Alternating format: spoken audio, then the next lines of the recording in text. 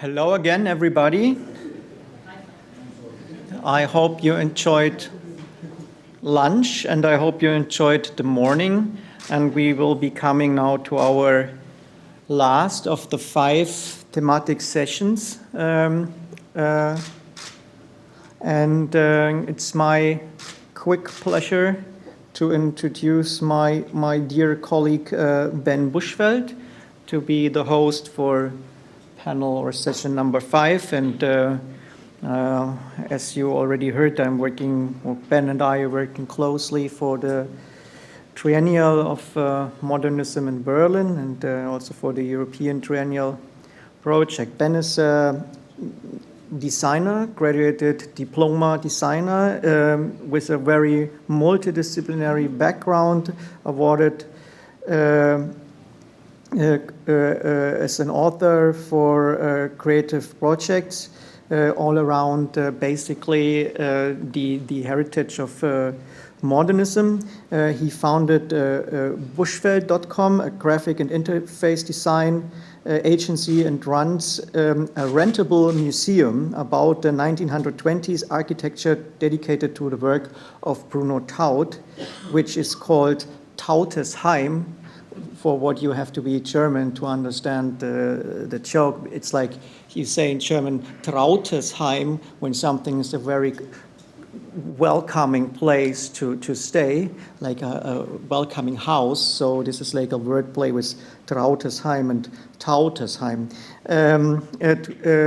which is also awarded, of course, with the European Heritage Award.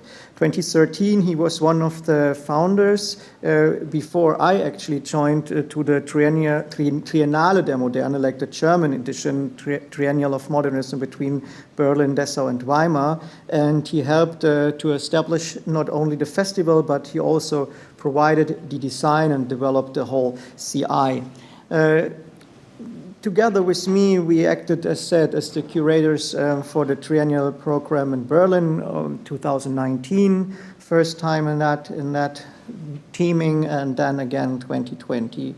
Ben is a member of various networks like German Werkbund, Berlin Docomomo, Germany, Kulturerbennetz Berlin, which is like a cultural network for Berlin heritage, and international network Iconic Houses, of course, because of this marvelous little museum he runs himself.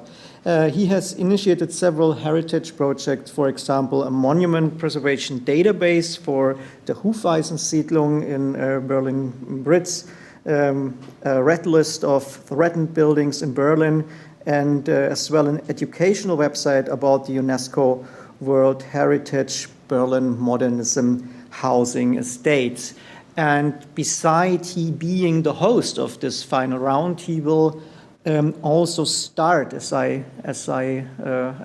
know, to somehow give you a little insight to this Berlin modern housing estates heritage, as it's 6 settlements here, which are awarded UNESCO World Heritage, and as this topic will be on modern housing, I think this is appropriate to start, of course, with a little bit of local information and then catching up to the discussion. So, Ben, the floor is yours.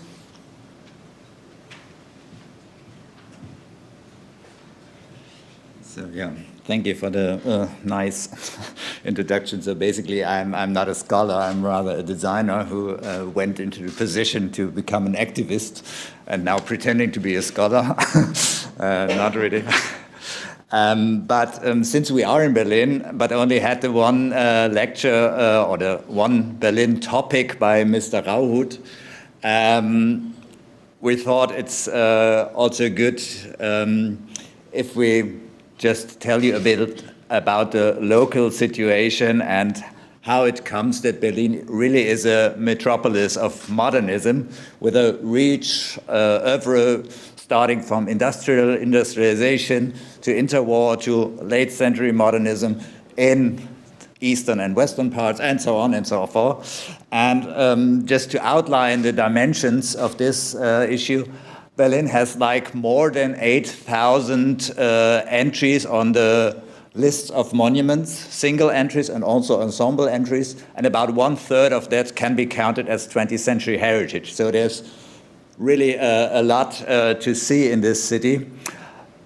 And as you might also know, we have 3 World Heritage Sites, the Prussian Palaces and Gardens in Berlin and Potsdam, the Museumsinsel in Mitte, and also these 6 housing estates, which are probably the most prominent contribution of Berlin to the international architectural history.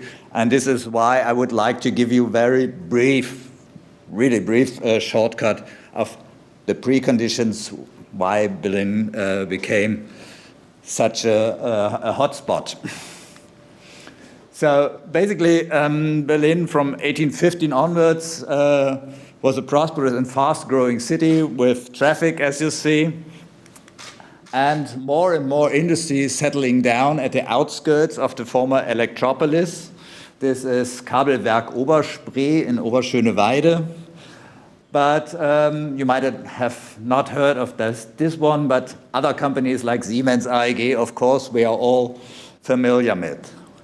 As an effect of that, Berlin was back then one of the most crowded cities in the world, which is shown in this little famous graphic.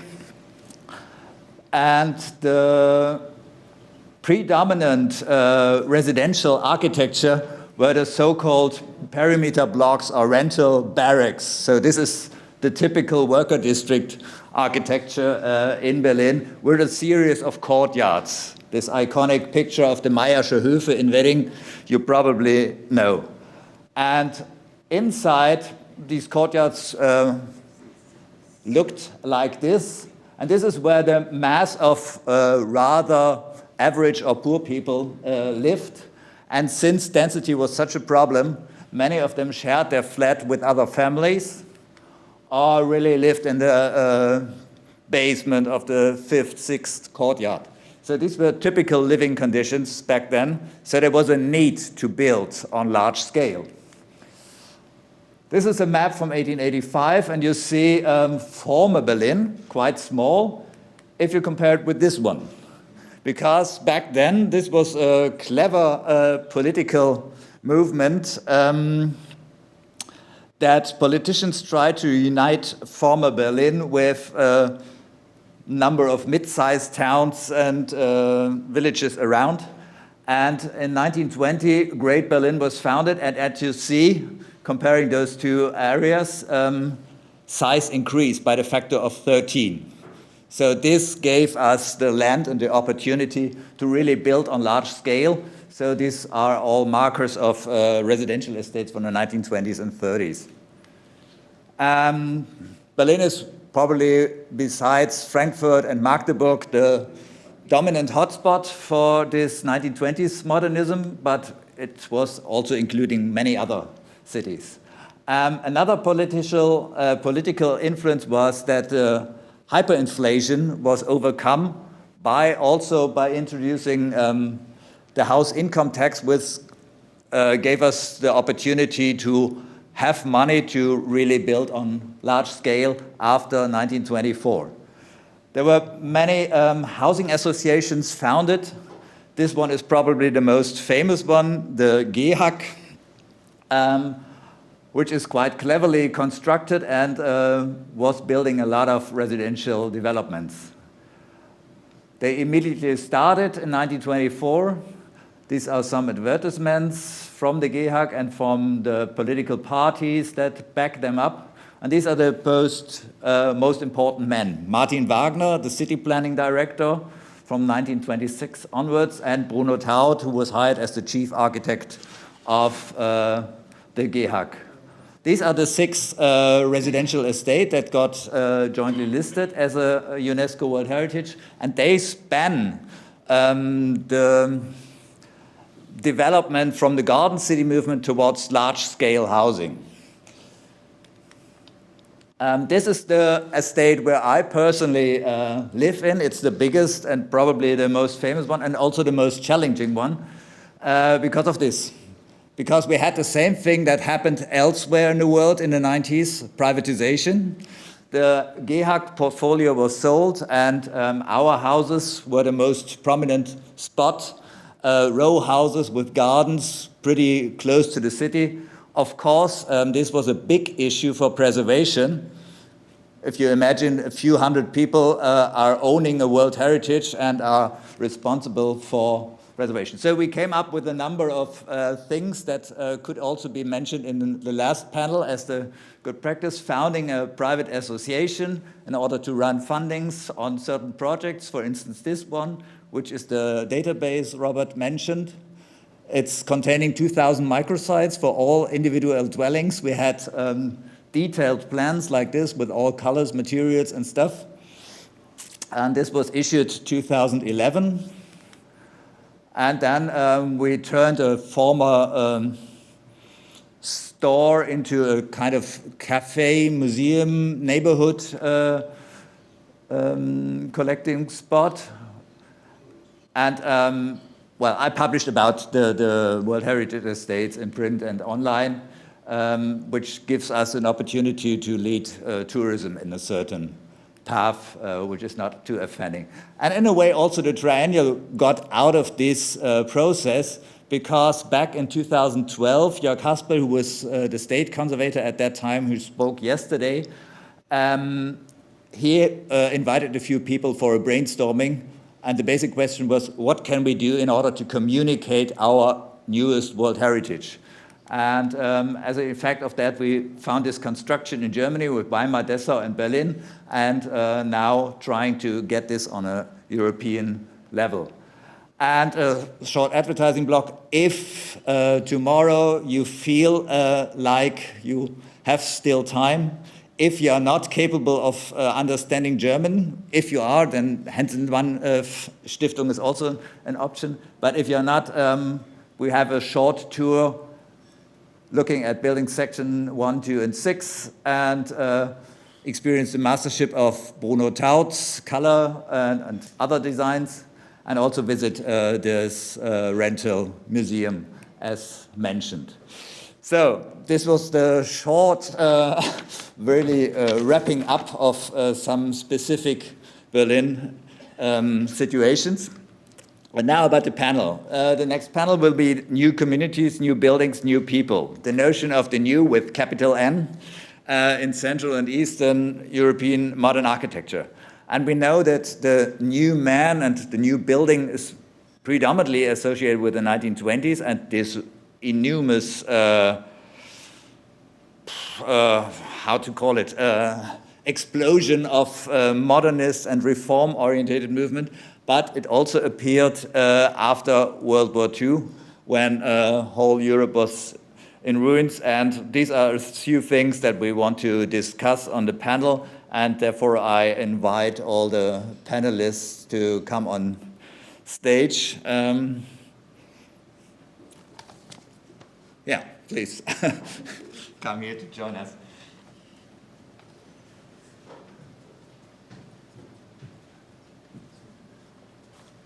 So.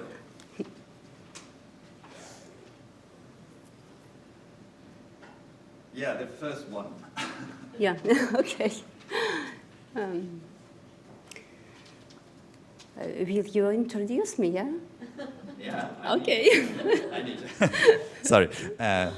Nadiia Antonenko, I introduce her, is a senior lecturer from the Department of Information Technology and Architecture at the Kyiv National University of Construction and Architecture.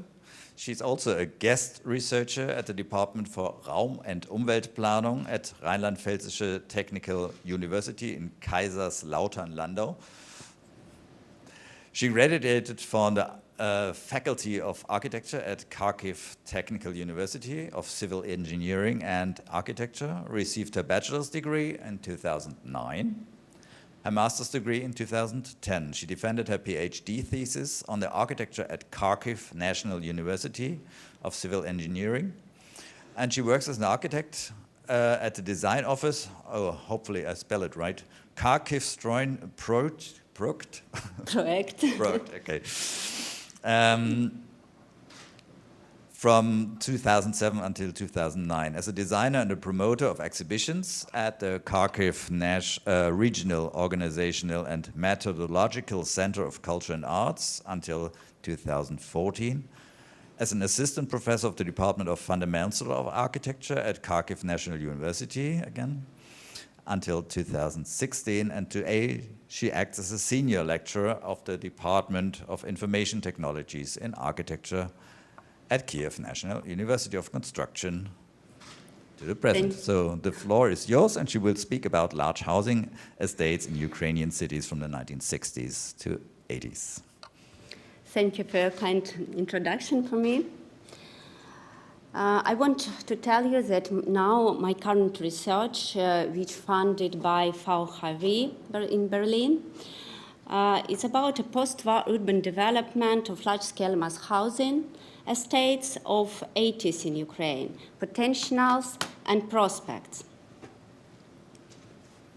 This yellow? Yeah, yellow. Large-scale housing estates of 1960s, 1980s are a special type of modernist heritage. The scale of implemented urban planning projects is amazing. In almost every city in Ukraine, we can see districts occupying huge areas with monotonous serial prefabricated buildings. Why do I say this heritage is special? First of all, in view of its scale, it is impossible to even think about conserving or museumizing these territories, or even part of them. This is a territory of living urban space with constantly changing social conditions and contexts. We cannot stop natural transformation processes, so questions of authenticity and integrity of the original idea are outside the discourse. Large-scale housing estates were created within the framework of ideological ideas about an utopian just society. They didn't reflect the current needs of the residents. Their speciality demonstrated a possible future constructed way of life when people would live under communism, ensuring a fair and complete distribution of goods among themselves. The problem is that this society never existed. Spaces were created for people who never existed. I think their speciality is not human scale, but majestic. It's for a giant person who is comfortable in such big empty places. I have my doubts that these spaces were created to humiliate the human being, to unify, depersonalize, dissolve individuality. Even during the Soviet era, in these spaces, different people grown. I am in favor of not demonizing any living environment. Fact is, after 30 years after the collapse of the Soviet administrative command system, people are continuing to live in these environments. They bought flats here, set up businesses, raised their children. Given the general low standard of living of the population, these areas have not become obviously stigmatized in Ukraine. Before the war, I tried to identify the grounds of what large-scale housing estates should be protected. You can see a list of the main ideas. Preserve as exemplars of innovation in urban planning, inventions that have subsequently had development and influence in the future.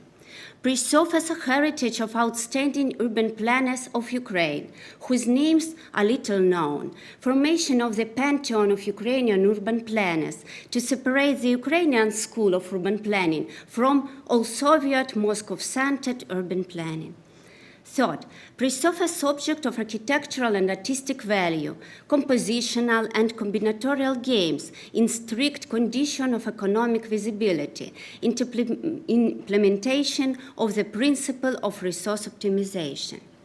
And the fourth presupposes places of individual and collective memory about everyday life, which has developed over more than 50, 60 years, relying on sociological researchers, drawing spatial mental maps. I tried to find correspondence in the changes in spatiality and internal historical and cultural references that had developed at different levels of urban design, in the morphology of buildings, in changes in functional programs, in the use of green public spaces, in traffic trajectories, in objects of monumental and street art. This work would be continued. It would most likely make sense in further transformation to be guided by the achievements and practical work of the former Eastern Bloc countries, which have experience in renovating their post-socialist neighborhoods and monitoring their development after changes, to compare this situation and find solutions for our places. However, Russia's full-scale invasion of Ukraine has given a new impetus to rethinking the meaning and value of large-scale housing estates in Ukraine. It turned out that the first three positions on preservation are impossible, even at the level of professional discourse. I, a person who worried about the preservation and promotion of the modernist heritage as a valuable object of world culture for years, said to myself, as soon as the rocket attacks began, I want people to be alive, not buildings. And this is a radical change in the semantic framework of the value structure. The main value in this context is the preservation of the utilitarian function of large-scale housing estate as a habitat. The main thing is that a person should survive, that he or she should keep his health, that he should have walls and windows, and inside the house heat, food, medicine, electricity. The war revealed which key spatial and functional frameworks allow a housing estate to survive. Survival is a new facet of the identity of the housing estates, which creates a new fan of places of symbolic memory, places of common pain, fear, burial, and local heroism.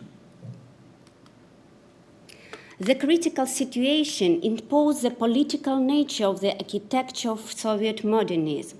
In many works by researchers of modernism, repeatedly raised the issue of the problem of fusion of architecture and urban design and the attempt to reconstruct society, the expression of extreme right-wing and left-wing ideas through architectural means. With the outbreak of the war, there has been a rejection of the Soviet legacy in society in Ukraine and its association with pro-Russian political narratives. This is because Russian propaganda has been reanimating visual images of Soviet aesthetic for 20 years, using them as symbolic replications to signify its new regime. In Ukraine, the society's rejection of Russia as an aggressor was reflected in the intensified policy of dehumanization and desovietization, which began in 2014 and was further defined as Russification, derussification.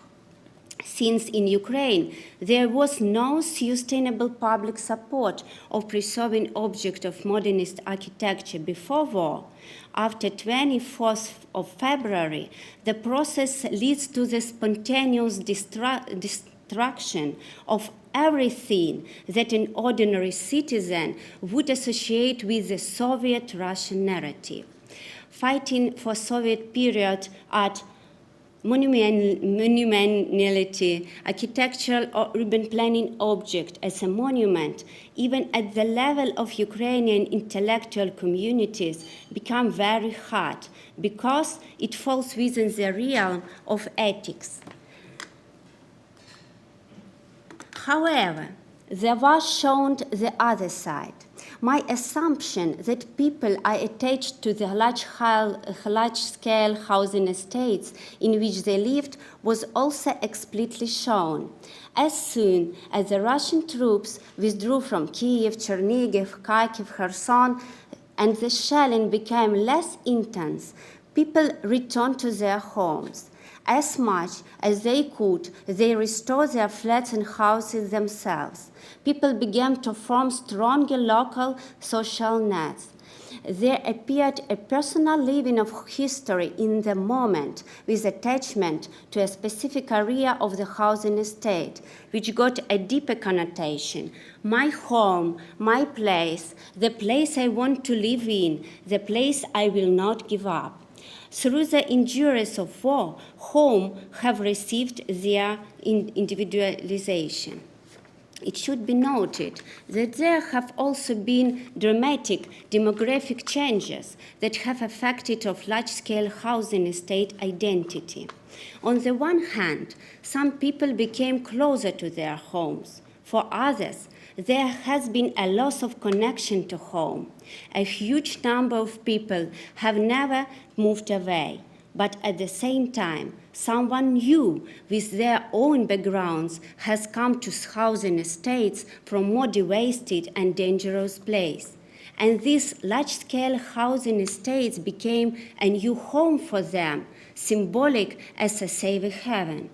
And when we talk about identity formation in such acute conditions, we no longer relate it to the past and to the past stories of the people who changed the spatiality of this place from construction year after year. Identity is about the present. It is a present moment after and before the next shelling that determines that the housing estate represents now, who represents it, and what value it holds. In my opinion, a new identity of large-scale housing estates of Ukrainian cities is being formed now. It will be formed through internal processes that will leave their imprints in spatiality.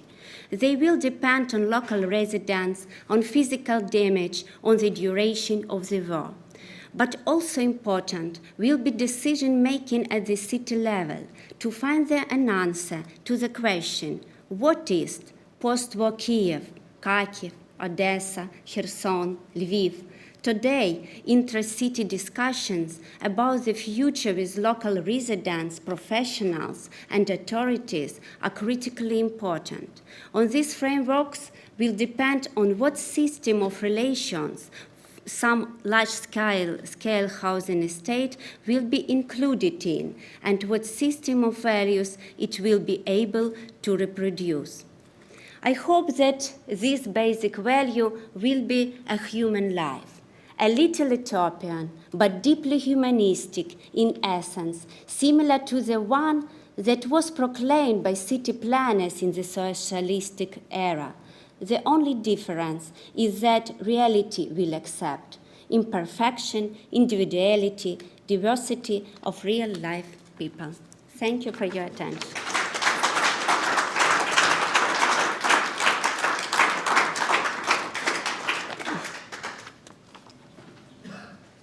Yeah, thank you very much. We also keep the scheme that you memorize your questions, and in the final round, we will ask everyone. So then I would like Małgorzata Burkot to come over here. Małgorzata Burkot is an independent researcher in Berlin. She's an architect. She graduated from Krakow University of Technology in Poland and at HAWK Hildesheim in Germany. In 2014, with a project researching and preserving a potato warehouse built as part of the former Auschwitz concentration camp. The dissertation dealt with the problem of a shared German-Polish architectural heritage of World War II. She has practiced in the Netherlands, Poland, and Germany, working on buildings, interiors, and exhibition. She's a collaborator of Contactum Architecture, and her main research interests are commemoration and lost heritage in architecture and urbanism, as well as gentrification and co-creation as urban processes. She's an enthusiast of modernism and an admirer of rural architecture. And you will see what is meant by this. So the orange one. Yeah. Thank you. My name is Małgorzata Burkot, and I'm an architect and, as said, independent researcher who was honored to receive Exercising Modernity grant last year. I received the grant to learn more about the campaign for the construction of 100 new school buildings in the former province of Vilnius. In the next 10 minutes, I intend to describe the building campaign and its history, then quickly show what I found out about the schools in the process, show some historic plans as well as some recent pictures, then quickly show some examples of similar schools in the other countries, and in the end maybe I will have time to conclude. While I was reading the book, The Piłsudski Cult and its Significance for the Polish State by Heidi Hein-Kircher, I came across the quote that on the occasion of the first anniversary of Piłsudski's death in 1936, the Council of Ministers decided to build 100 schools named after Piłsudski in Vilnius region, which were completed by October 1937 and inaugurated at the central event in Bezdany. And I thought, what is that? How is it possible? And this is why I am here now. Shortly to introduce the figure of Piłsudski, who is not familiar with Polish history, maybe Piłsudski was a fighter for Polish independence and one of founding fathers of the newly reunited country after the First World War. Piłsudski later became a political leader and a real yet not formal dictator of the country. He was called Marshal. Piłsudski was much loved and much hated. Anyway, the state-run cult of the Marshal was important symbolic element and ideological denominator of the newly reunited country. After Piłsudski's death in 1935, numerous commemorative initiatives were funded to honor his memory, and hundreds of schools were one of them. This map shows the distribution of Poles, or rather Polish-speaking people. And the map was created in 1915, so right after the war, when it was not yet sure what shape the new country will discover. The intention of Poland was to recreate Poland in the borders from before the partitions. So the map shows the violet line shows the outline from 1975.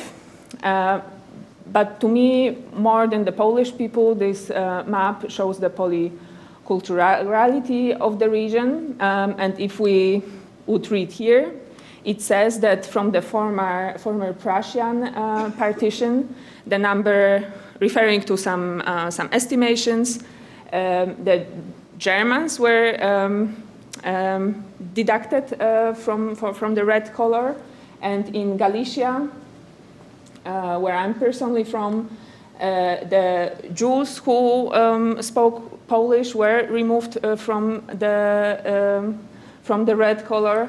It was not even intended for the Vilnius region. It was, yeah. But this answers the question. Also, Piłsudski came from Vilnius or from this region and was raised there. So it answers the question why Lithuanians had to create the temporary capital city, not in Vilnius, which is historically their capital, but in Kaunas, which we listened about yesterday.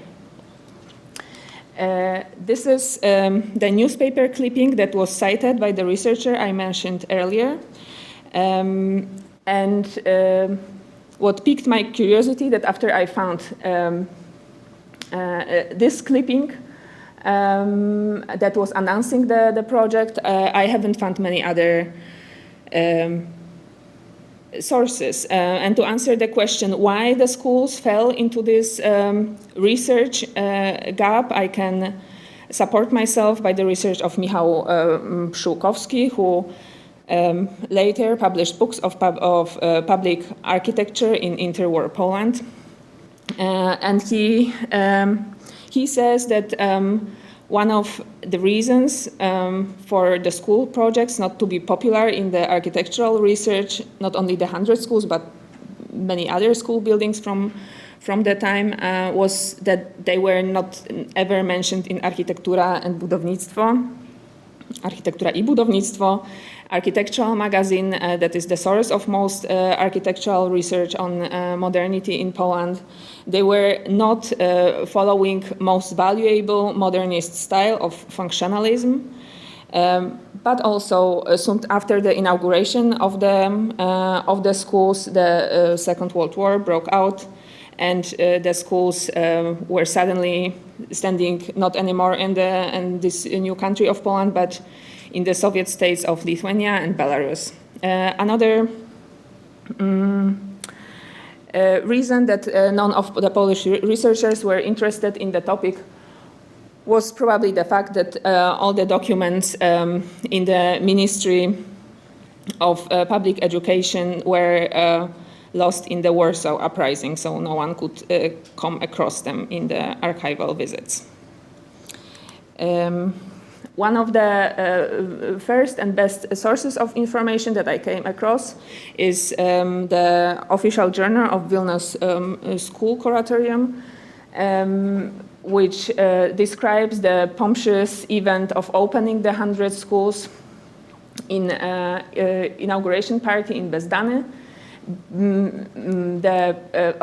The president of Poland at the time, Mościcki, was in Bezdany, and the widow of Piłsudski as well. We can see them in the picture. Also, because the 100 schools were opened at the same time in the square in front of the school, the delegations of children from the villages were holding the banners, opening in this sense their own schools. The inauguration was casted live on national radio in all Poland. Another thing that we can find in this little bulletin is are the first pictures of the schools that I saw. It was very helpful, and it was confirming my hypothesis that this had to be some kind of a typical project, as well as the full list of the schools, together with the little map that shows not only the villages but also the size of the schools. In the Lithuanian Central State Archive, I was surprised with the abundance of plans and detailed documents about the buildings. Here, three situational plans that were used in the fastest proceedings for building permit. And from here, we can see that the buildings, had an L shape, were placed not directly by the road. There were also outbuildings and toilets, and there was always a well on the side. There were gardens for the teacher and for the kids. It depends. Like here's for the teacher, here for the kids, and a playground also. The red lines are corrections from the voivodeship, stating that maybe probably unifying the kind of placement of the schools on the plots. And this is one of the plans of the schools. They don't all look the same, but they all follow a similar principle of the, they usually have an entrance at the corner following to the white corridor that is called recreational area, the classes, the changing room, office, and then behind the fire wall there is a flat for the teacher. In this case, it's interesting because there are some corrections with the pencil placed. The entrance shouldn't be at the corner. They state that the entrance here is maybe better.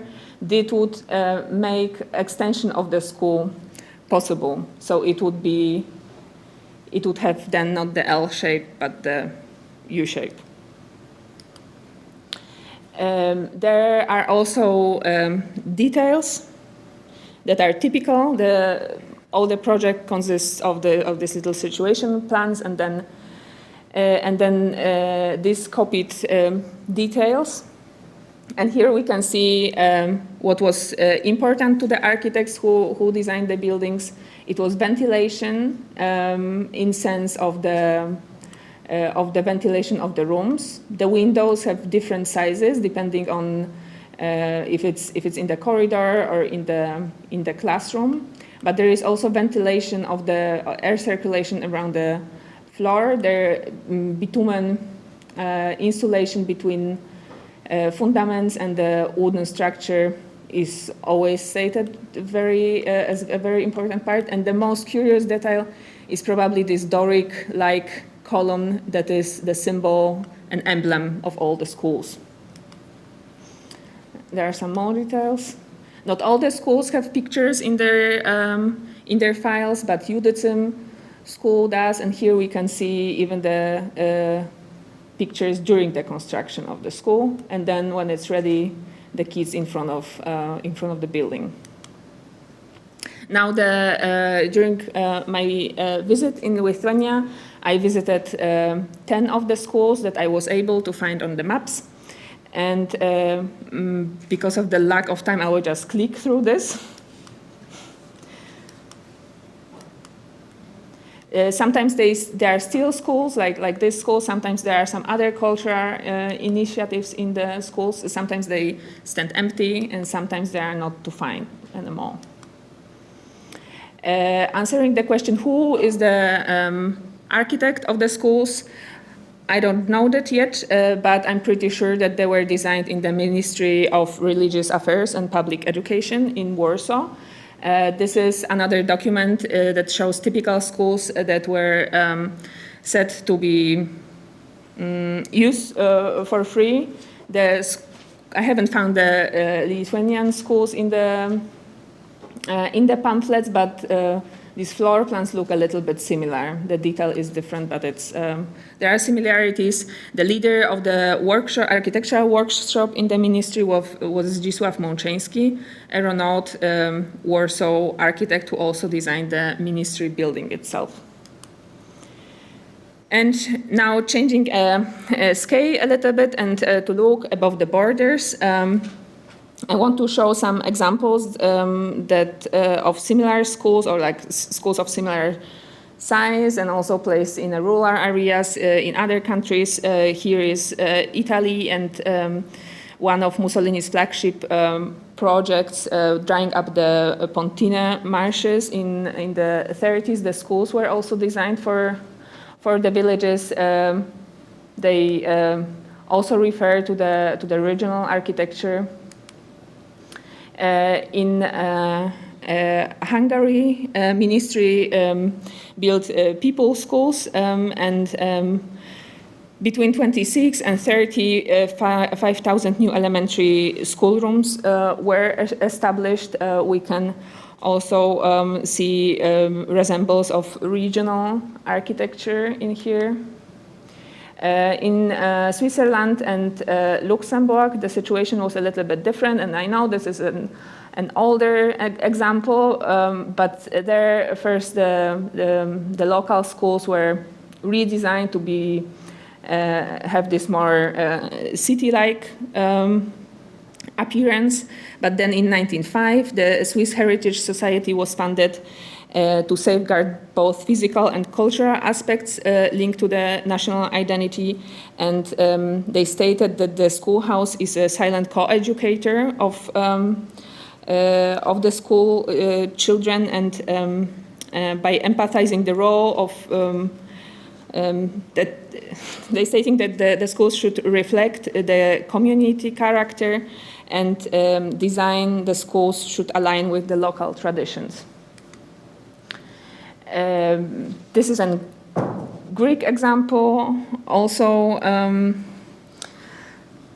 looking up to the Byzantine housing, and in another paper, I even the researchers even suggested that we should trace the rural school over the Atlantic and into the one-room American schools from the late 1900s. Now, slowly finishing up, a little bit about the layers and about my method, how I was looking for the schools. I found it the easiest to just draw by hand the current border between the states. So here is Lithuania, here is Belarus, and Poland is not even on the map.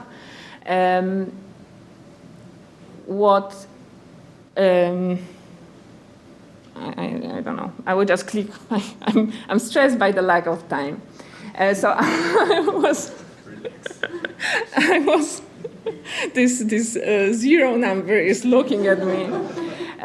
So I will maybe not go in detail about this example, which is pretty nice. A little family bought this school to make it their family home. A Lithuanian couple. But because of the lack of resources, they really they love their new home, but they basing their reparations on the oral history from the villagers, and they told them that the school used to have the red roof, and they were happy that I could confirm that in the papers that I was looking through, it was a longer discussion what color should the roof have, and it is red, but the buildings are not listed monuments of any kind, so the family is also not getting any support in their reparations. This is the building inside. And to conclude, regarding the topic of the panel, the notion of new, schools brought the new form of social and community life to the rural areas. The idea of the new citizens, of the new democratic national state needed new function and had to be followed with the new typology and the new form. The schools are expression of international architectural trends, intertwined with local building traditions and designed by the renowned architects, probably. I mean, bringing the Doric column to the rural Lithuania by building a Polish school, I find it's a exotic mix altogether. And I want to leave with the question that I personally don't know how to answer. How can we, as architects and researchers, support the monumental protection of the common heritage left behind the shifting borders in the multi-layered and polycultural rural areas? Thank you.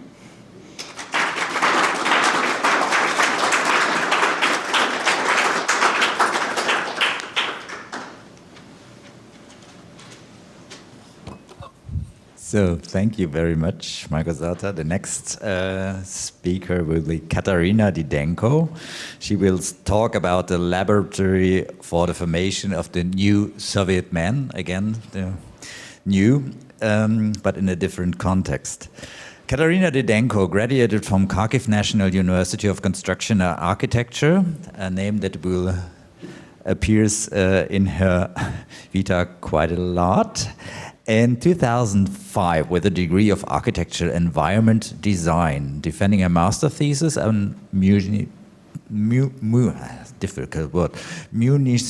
housing program for the center of Kharkiv. And in 2019, she defended her Ph.D. dissertation on social housing programs in the architecture of metropolitan Kharkiv in between 1917 and 1934 at the Kyiv National University. There she was an assistant of the Department of Architecture Fundamentals from 2006 to 2020, an associate professor at the of the Institute of Architecture of Vilnius, Gediminas Technical University, and from January 2023, she has been an associate professor of the Department of Architecture Design of OM Berketov in the Kyiv National University of Construction and Architecture. No, sorry, I was misled. So long. You can correct me, anyhow. Her primary research areas are social aspects of modernist architecture, social housing programs in the architecture of the third of the 20th century, the history of architecture and urban planning in pre-Soviet, Soviet and post-Soviet Ukraine. So, Flora, Thank you yours. for this introduction. So, okay, the topic, this is Laboratory for the Formation of a New Soviet Man, the case study early modern architecture of residential complexes in metropolitan Kyiv. I would like to just to say that this is a kind of view, a kind of look. So it's of course not of the all of aspects of the architecture, of interwar architecture of Kyiv, but we will concentrate on to focus on this aspect. And I would like to say that this is my beloved city and beloved architecture. So, Kyiv was the capital of Ukraine from 1919 until 1934, and during these years, hundreds of new buildings were built, and a new administrative center was created with Svoboda Square, 12 hectare square and buildings. And here are some of them. The first one, this is House of State Industry, built in 1925, 1928. And this is the project of this house. The next one I would like to show you. This is Project House. It was built in 1928, 1935. And note that I would like to note that this is its original appearance, and later, after the war, it would have been rebuilt. And here the House of Cooperation, we see here the project, and before World War II, it was only half built, and after the war a new project in Stalin's empire was made.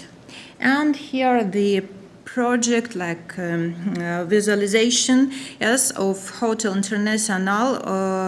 It was built in 1932, 1936, and this is a project. And after the war, it was rebuilt by the same architect in this Stalinist empire style, with some additions of portico, cornice, and other elements of this style.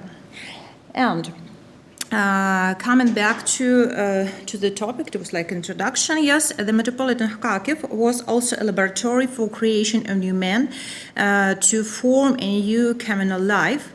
In parallel with global trends, including the idea of solving social and political problems with the help of architecture, in the architecture of metropolitan Kyiv were traced intra-Soviet trends, the creation of new Soviet men, and the formation of concepts in 2030 in Ukraine and Kyiv took place largely in communication with the main social ideas of architectural global practice.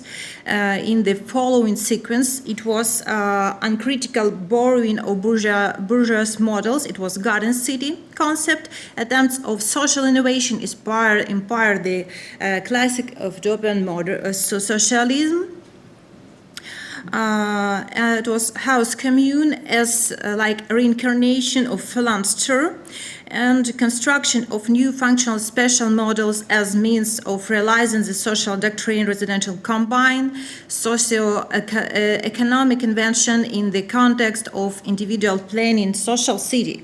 And it is a unique fact that metropolitan Kyiv became a city where all four concepts were realized, but we will talk about several of them today.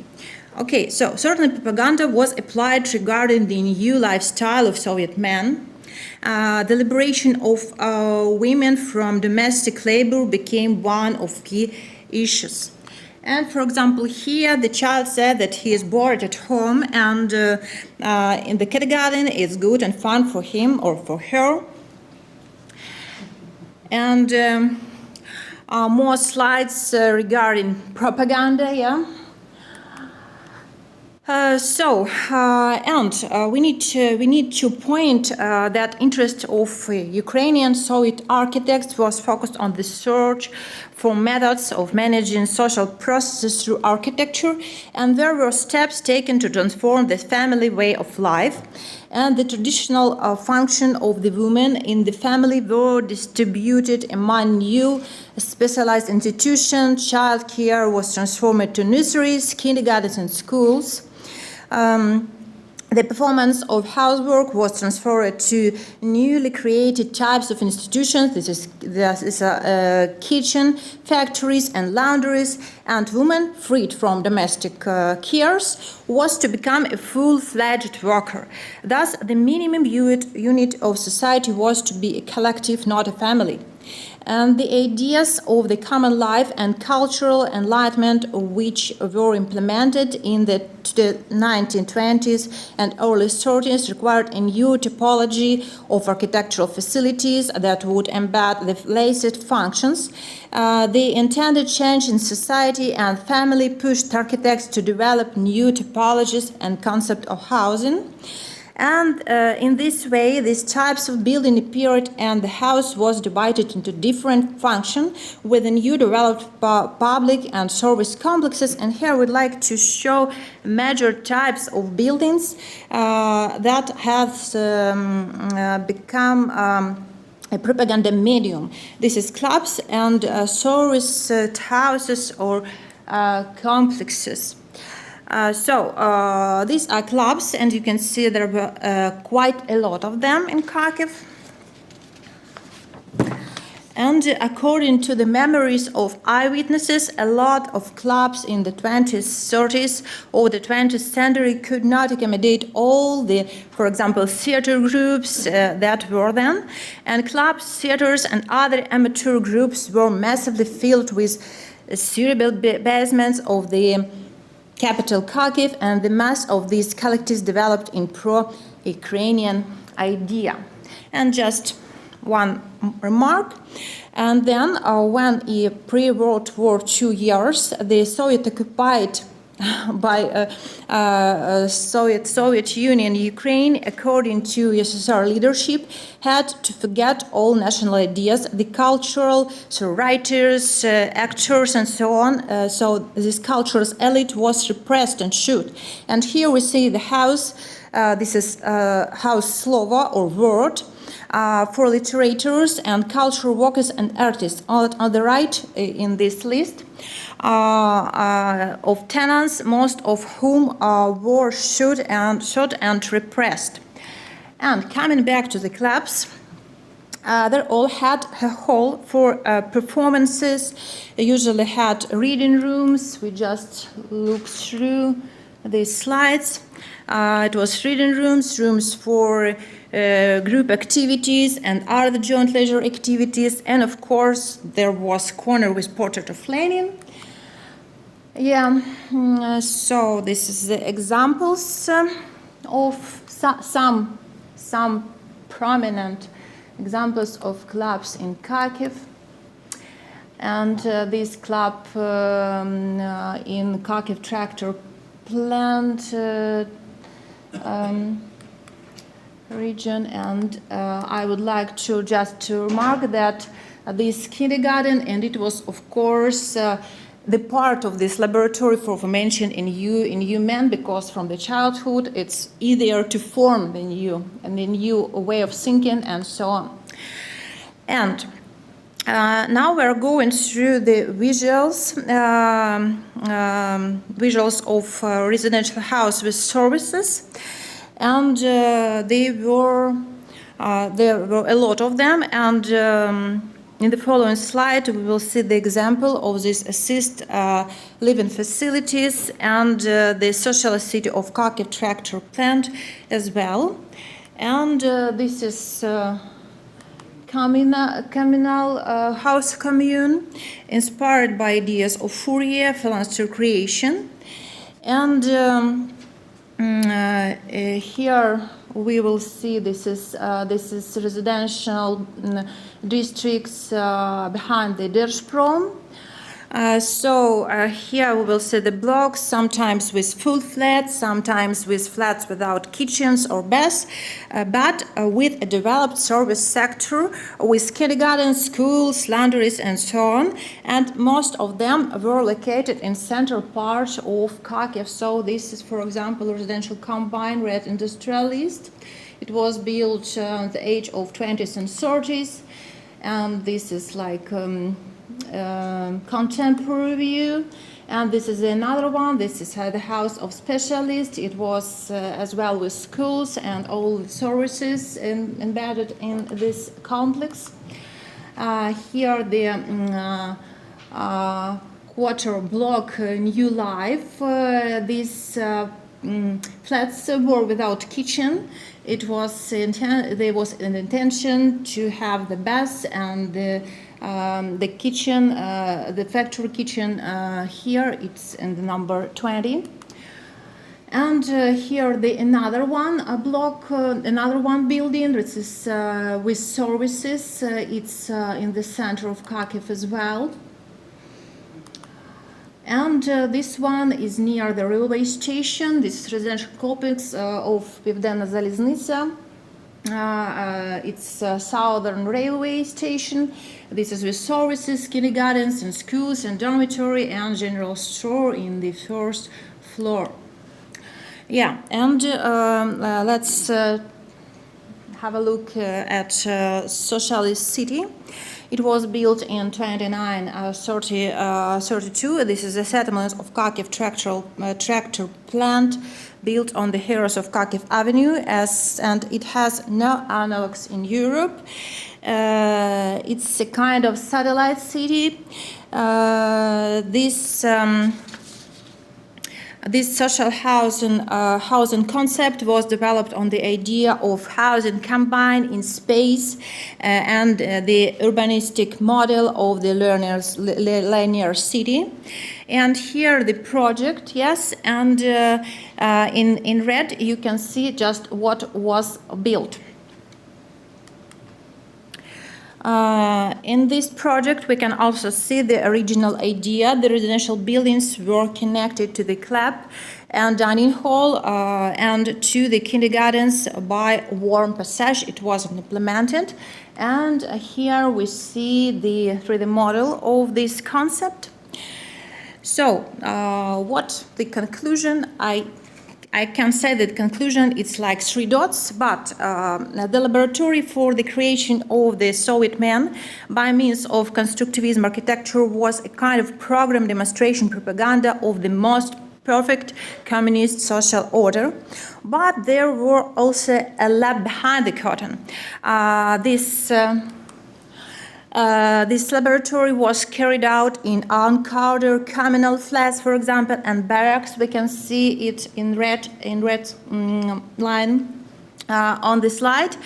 And so a lot of people, they lived in the barracks, and there's just one example, but there were a lot of such places with barracks. Thank you for your attention.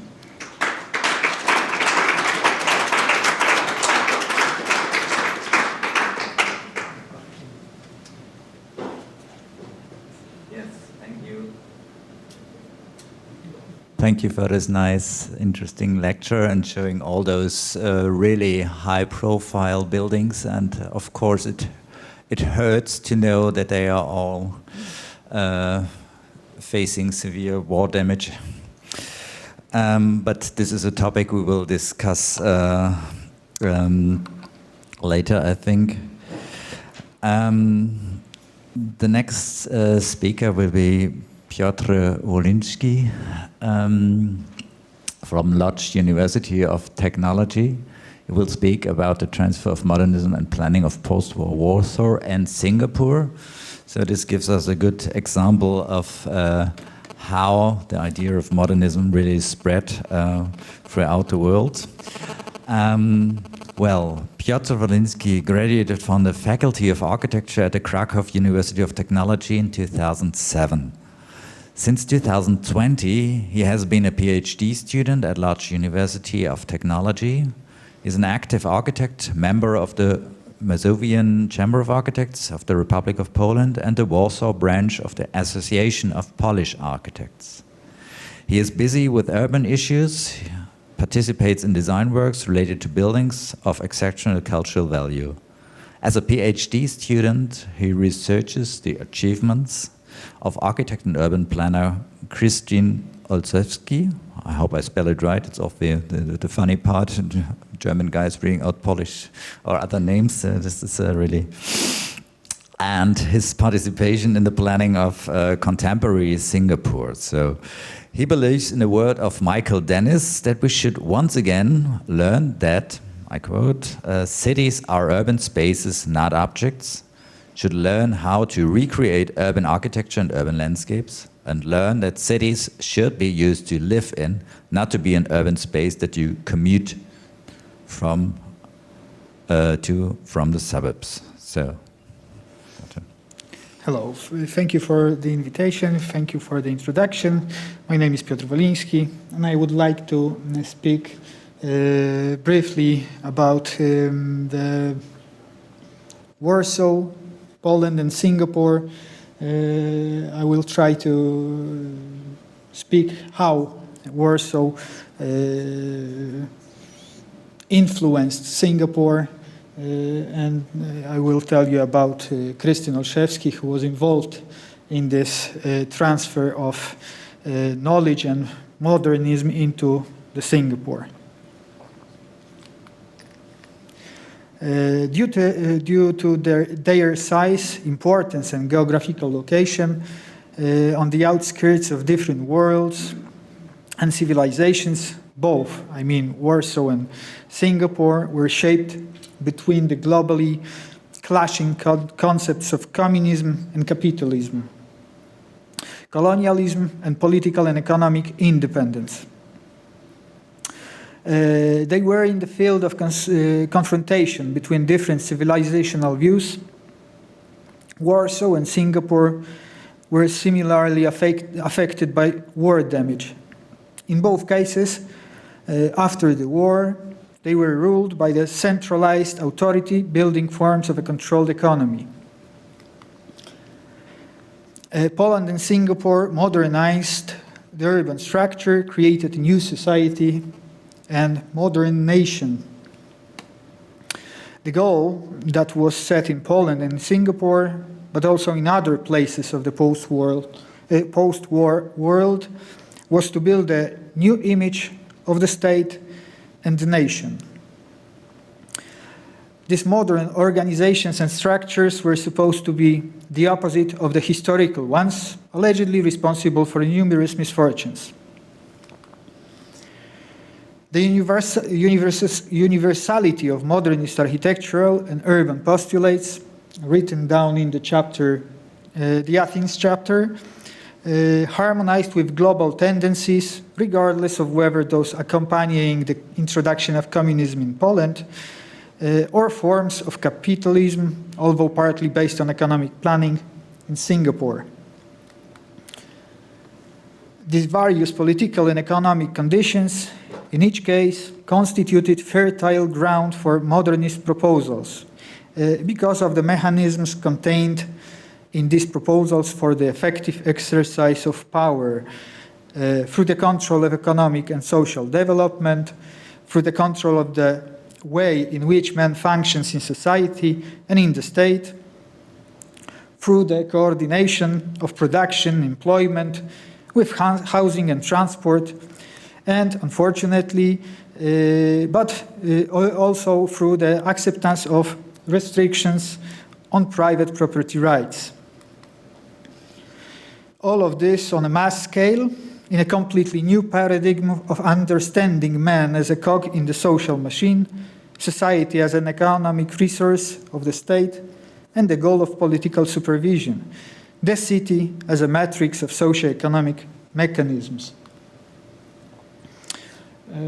By the way, important information is that those are the photographies of Christian Olszewski, who made it by himself in Singapore in the 60s. On the other hand, modernism, together with new construction and transport technologies, promised a quick solution to real social problems on a large scale: overcrowding, lack of housing resources, lack of basic hygienic and sanitary conditions. It promised a solution as violent as the causes which produced the problems. Modernization became a useful tool for the communists to take over and consolidate power in Poland and to meet social needs related, for example, to housing for a wide scale. It was beneficial to Singapore's social and political organization at a time when colonialism was losing its power and the British began to withdraw from the controlled territory. After World War II, the island was affected by a large influx of people looking for employment and faced the problem of overpopulation and spontaneous, substandard, and insufficient housing development. The similarity to the post-war return of people to destroyed Warsaw is quite clear. The ideas of modernism in the period after the Industrial Revolution, during the formation of British concepts of planning decentralized centers, building new cities, garden cities, coexisted with the emergence of a new relationship between architects and urban planners, with politicians striving to achieve economic and social goals. Architects and planners gave the tools for managing the state, city, and society to its managers, politicians. Modernism offered a promising proposal for planning of a national, regional, at a national, regional, and city levels. For this reason, it was all the more effective and allowed for more spectacular effects the more centralized, omnipotent, and controlling the authority was. Modernism that enabled comprehensive planning of the city with the surrounding region, coordination of social, economic functions, housing, work, production, and consumption. Polish architects and urban planners working on the issues of social housing and the industrialization of construction already in the 20s became the staff building the foundations and methods and were used for the post-war reconstruction of Warsaw. Polish rich theoretical and practical as well achievements proved to be crucial for the political, economic, and social organization of Singapore. The widespread housing shortage in interwar Poland, as well as the emerging views of social, cultural, political, and architectural issues in Poland, as well as intellectual circles open to the influences of Berlin, Weimar, or Moscow, led to the crystallization of urban planning concepts, which were appreciated by Siam representatives. Szymon Cyrkus and Jan Chmielewski's design of functional Warsaw played a special role in this. Earlier, Gaussian ideas after the war in the hands of the communist authorities became the basis for the general plan of Warsaw, which was designed and implemented on a grand scale and without compromise.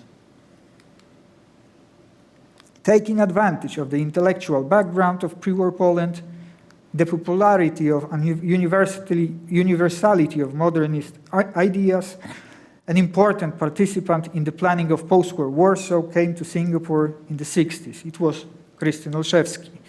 Carried by the global recognition for the achievements of the urban planners involved in the reconstruction of Warsaw, Skopje, and reconstruction of Baghdad, he drew on contacts with the United Nations and international relations with the countries of the socialist bloc.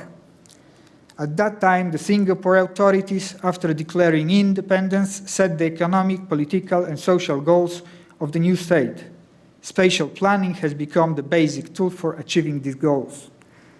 The state was unable to organize tasks on its own. The problem was the lack of personnel who could plan and rebuild the country. The UN became the global patron of modernism, and Singapore indicating how to implement changes and appointing experts who set directions. One of them was mentioned Christian Olszewski, who became the general designer of the Singapore concept plan in 1971. This project is still considered the basis for the city's development.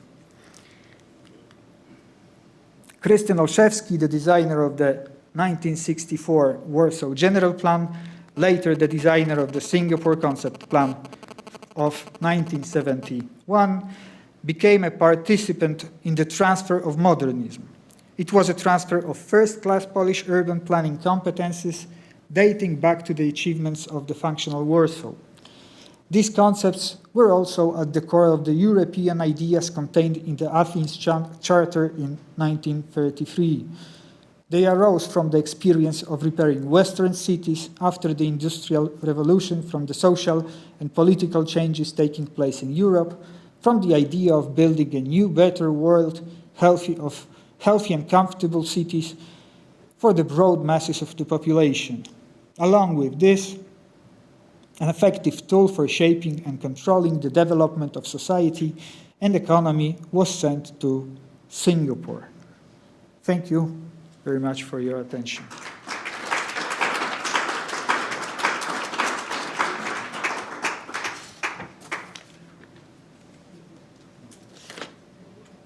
Thank you very much, and you broke the time record.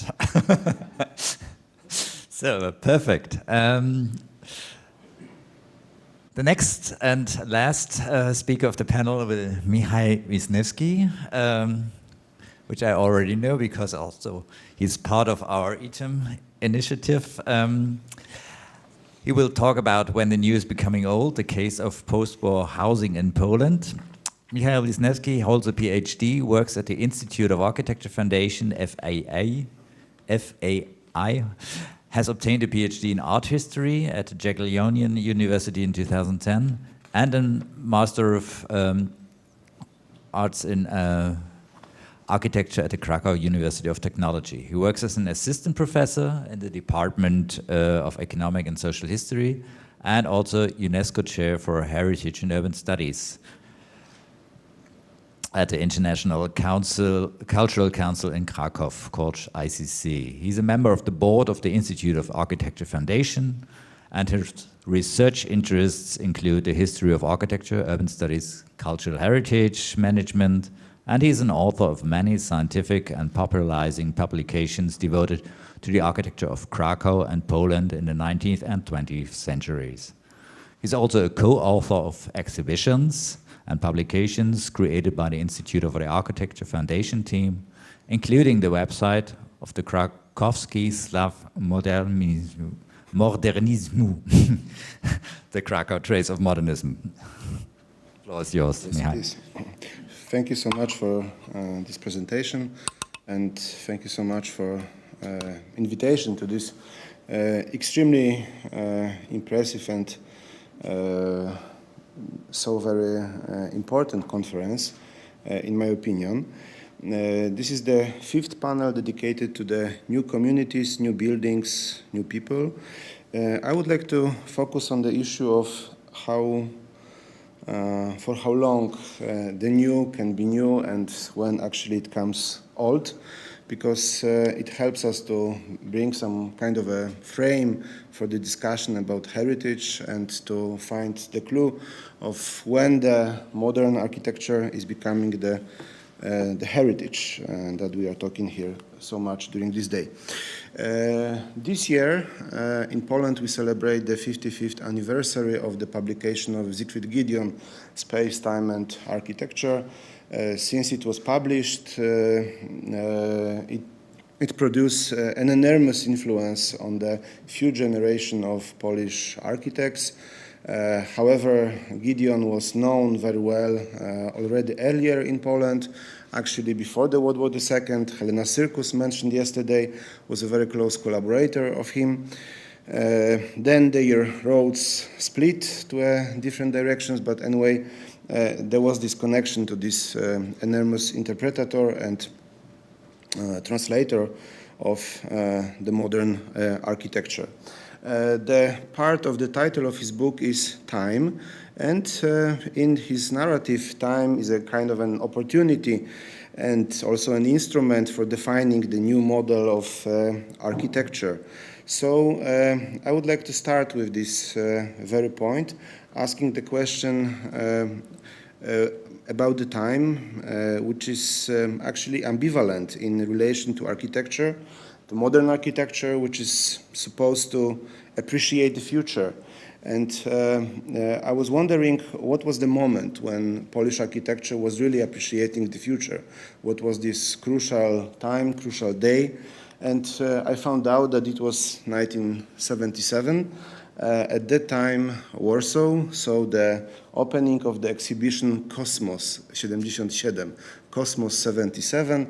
It was a presentation of the Soviet achievements in cosmos, in the space. The exhibition was visited by 600,000 people, so it was like a Futurama of New York World Fairs of 1939 for Poland.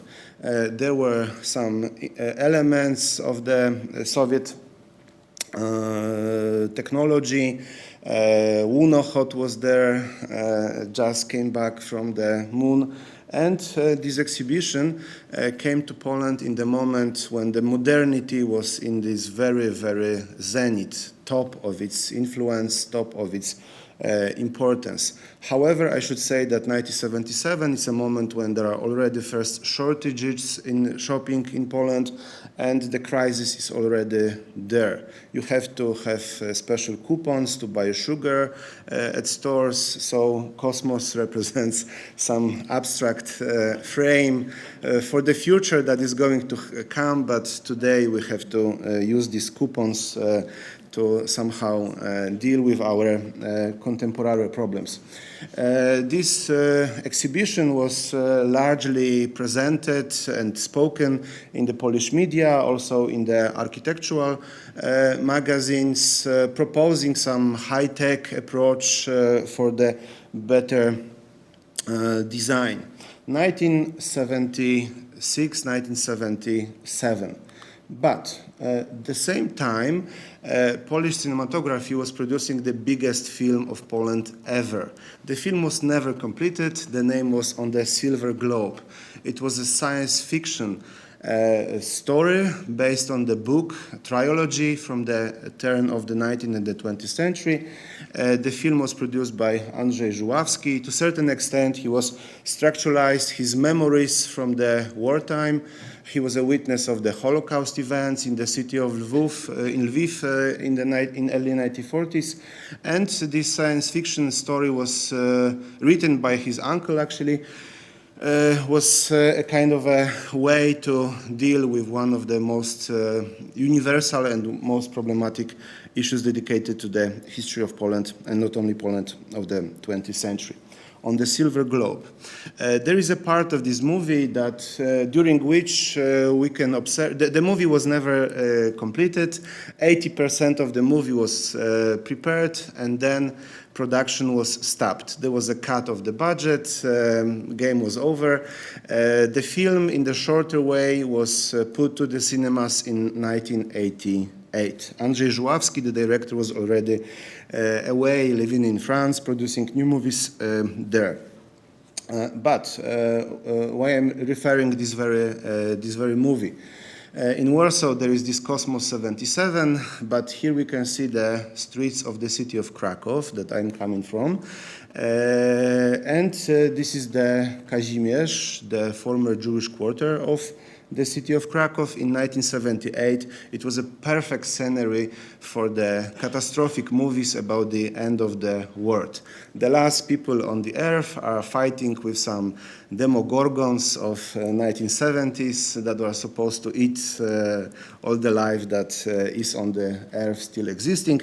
And this is Józefa Street in Kazimierz district. At that time, it didn't need to be especially prepared to be a scenery for the catastrophic movie.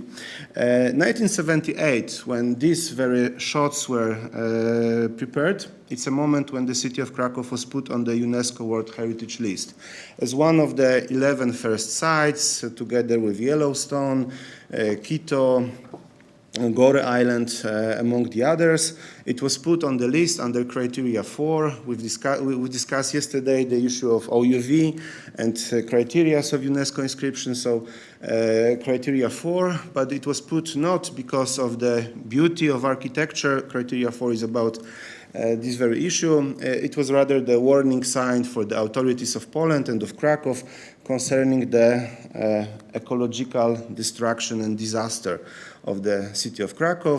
In the late 1940s, the city was turned into a hub for the production of steel, raw steel. 7 million tons in the late 1970s was producing enormous disaster, almost a catastrophe for the cultural heritage of the city of Krakow. So the Cosmos 77 was presenting the future, but the reality was not in Warsaw, was rather in the places like Krakow, not mentioning the other places. Of course, Vladimir Lenin steel mill in Krakow used to look like that. And this is one of the books from that era, Klęska ekologiczna Krakowa, the ecological disaster of Krakow, as it was named. And here you can see the smokes over the chimneys of the Lenin factory in Krakow, producing the pollution. Late 70s and especially 1980s, it's a time of this, let's say, ecological approach, ecological turn in discussion about the city. It's a beginning of the postmodernism. Yesterday, Professor Morawanski brought Venice to his lecture and example of Cacciari. Among the others, it was Gianluca Polesello who came to Krakow in the early 1980s, introducing to a certain extent postmodernism to the local practice of architecture. I'm not going to talk about Polish postmodernism. It is not the place and time for that. But what I want to say is that 1980s is a time of the very strong shift from modern to a different model. On the one hand side, it's an ecological reflection. On the other hand side, 1980s, it's a time when Poles, still in the communist bloc, were already beaten by the neoliberal capitalism. Yesterday, Professor Jörg Haspel mentioned the 1987 Ronald Reagan speech, a few meters away from the place where we are right now. Mr. Gorbachev turned down this wall. 1987, one of the Polish magazines for architecture, Mój dom, My house, presented a paper about not so very Soviet or communist or even Polish building. This building was Trump Tower in New York. The wall was still there. Polish magazines were already presenting Trump Tower. Donald Trump was a hero for the Polish media in the 90s, by the way, but it's a different story that I'm not going to dive into. Anyway, here are, let's say, two factors that were shaping the consciousness and imagination of Polish society and Polish architects of that very era. Yesterday, the issue of the environment around the Palace of Culture in Warsaw was discussed. Here is one more image from the 1990. This time no Cosmos, but the very cruel reality of the economic transformation of Poland of that very era, when a kind of a bazaar was arranged quite haphazardly. And immediately after the political turn all around this very place. Today we are discussing some some fancy building being built in the very close neighborhood, but in the 1990s it was a different story. I was already touching the Polish cinematography, so I should refer also to this issue that Polish cinematography in the 60s, 70s, 80s, 90s, from time to time was touching the issue of housing and of architecture, using it mainly as a critique of the everyday life, from time to time producing some universal narratives, like it was in the case of Decalogue by Krzysztof Kieślowski, mentioned also yesterday in the remark of Professor Morawański. But what I want to say is that cinematography today is also a very good tool to measure the reaction to the new era and to see how the new times were seeing the architecture of the previous times. Yesterday it was discussed this very case. I mean, Przyczółek Grochowski in Warsaw. This very housing estate became one of the heroes of serial movies and also some comedies.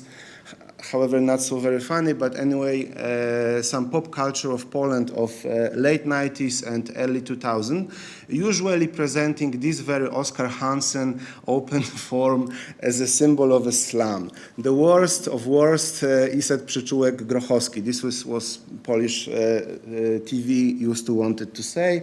This architecture, especially in this very movie, was presenting this was presented as a space that is shaping people in some way, and they have some mental disorders. Anyway, modern architecture, just in the beginning of the 21st century, in the Polish discourse of pop media, was presented in the worst possible way. And why I'm mentioning that? It is exactly the same time when the attitude to this architecture is presented not only through the jokes, through some cultural narratives like movies or papers, but also the money are coming. We are already a part of EU. There are some new developments being organized all over the country. And here are some examples of what was going on with the Polish socialist modernist architecture at the time. Supersam, one of the highlights, was turned down 2006. Yesterday, during the presentation about the Skopje, we heard about the group of the architect called the Tigers. The highlights of their work used to be in Katowice, the main train station. It was devastated in 2010. In case of Warsaw, right now there is a skyscraper, let's call it this way, in this place. In here, there is an enormously huge shopping center. This was one of the strategies of dealing with this socialist modernist architecture that was seen as a uncomprehensive towards the new era, towards the new times, not functional, badly dealing with the time passing and so on and so on. At the same time, also the housing architecture was being put under some very specific treatment, namely the thermomodernization. Let's meet the temperature and climate criteria, putting the styrofoam on the buildings. I'm not going to name the city which is presented here, but this image is quite common, or was quite common. It is changing right now. Was quite common like 10 or 15 years ago. Architecture of post-war period was criticized because of being grayish, so now let's go to a different direction. But these actions in Poland produced some new discourse, and yet today in the morning we could hear about young people in Kyiv fighting for their heritage. In Poland it was to a certain extent similar. These young people maybe are not so young anymore, but anyway, some 10, 15 years ago they started to deal with this very problematic, to a certain extent dissonant heritage. I'm presenting the cover of the book by Philip Springer, a very renowned Polish author, Badly Born. It was a series of reportages, papers dedicated to some particular buildings that were seen as dissonant. This was the beginning of some, let's say, events that were dealing with this kind of architecture, dealing with this kind of heritage. One of them happened, one of such events, quite important for this discussion, happened in Krakow and was connected to Cracovia Hotel. The building from the mid-1960s that was bought by a real estate developer who presented that his wish is to demolish it and to turn it into the shopping mall. This very proposal brought a lot of attention and started the discussion about the value of this architecture. The NGO that I represent, the Institute of Architecture, we prepared a book with the author of the building, Professor Cęckiewicz, and later on we also prepared an exhibition dedicated to the building and to the oeuvre of this very intriguing author. There was also a kind of a civic action, a protest against demolition of the building. I'm very happy to see in this room some of the colleagues who were involved in this very action. I see Łukasz Gazur, I see Kasper Kępiński. It was 2014 when the event called Greet the City was very useful to bring young people and to bring attention concerning the value of the post-war modern architecture. But this very event was to a certain extent accelerator or one of the accelerators. I don't want to somehow overestimate the meaning of this very one. There were many of them. And some 10 years ago, some shift already happened. There were more and more sensitive actions towards this very kind of architecture. For instance, in Wrocław, the Grunwaldzki Square estate, a part of the city that was entirely damaged, erased at the very end of the World War II. In the 60s was a place of this very development, and some 10 years ago, the renovation started with some fragility concerning the color and quality of this architecture. This renovation was connected with the large-scale exhibition dedicated to the author of this project, Jadwiga Grabowska-Hawrylakowa. Exhibition was held at the Museum of Architecture in Wrocław. And there were more and more of such projects, better. There can be a scale of various actions. I'm not going to go to the details, but all over the Poland you can find that this, let's say, pinkish revolution was not so very pinkish anymore, and more sensitive towards the past as well. I guess the super unit in Katowice and renovation of this very building was one of the best example of bringing this new approach to this kind of architecture. There were also some serious discussions about the public buildings, and quite important one was the main train station in Warsaw. Unlike in Katowice, it was not demolished. The big shopping center was already there next by, so there was no need for the plot of land, and maybe this was one of the reasons why the building was renovated, partly turned away, partly built back, but more or less it is what was there before. In some cases, the scale of renovation was very deep. I mean that almost like 80% of the structure was changed, and this is the case of the bus station in Kielce, UFO of Kielce.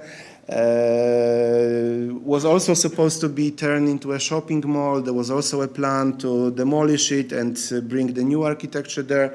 But finally, because of the local activists also and sensitivity of some people from the town hall of Kielce, it was possible to keep it as it, almost as it is. Concerning the public buildings, I think the best example of renovation was the, again, Katowice, this time Saucer, the very important sports center built in the turn of the 60s and 70s.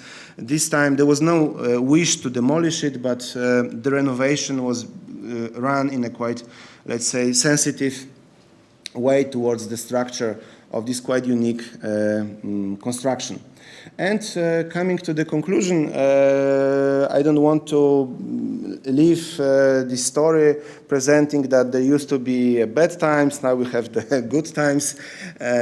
Time is much more complicated, there are many ups and downs, and at the very end I would like to approach the few buildings by Tomasz Mańkowski, the architect of Krakow, who, like Krystyn Olszewski, was active abroad. We heard about the Singapore just before. Mańkowski was active in Baghdad and in Iraq, especially in the 70s, organizing a large-scale project for the housing development in Iraq that used to be a close ally to Poland. I want to point your attention to one of his projects, namely the Academy of Mining and Metallurgy in Krakow dormitories, the students' dormitories of the large-scale university, a kind of an MIT of Krakow. Maybe too much, but anyway, it's a very big school.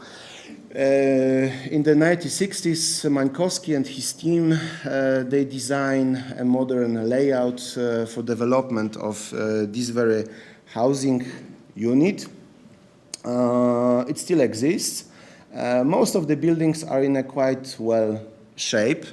They were thermo-isolated. Luckily, the colors were not changed. However, it is not the original structure anymore, and there were many interferences that might be seen as problematic, but anyway, it is still there. The urban layout, the space, more or less as it was in the 60s.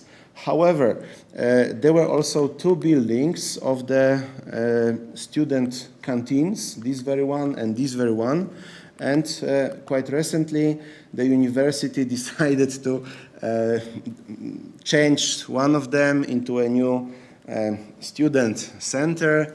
It was quite funny because for the 100th anniversary of the school, they decided to build the brewery as an achievement, I don't know, scientific achievement of the technical university.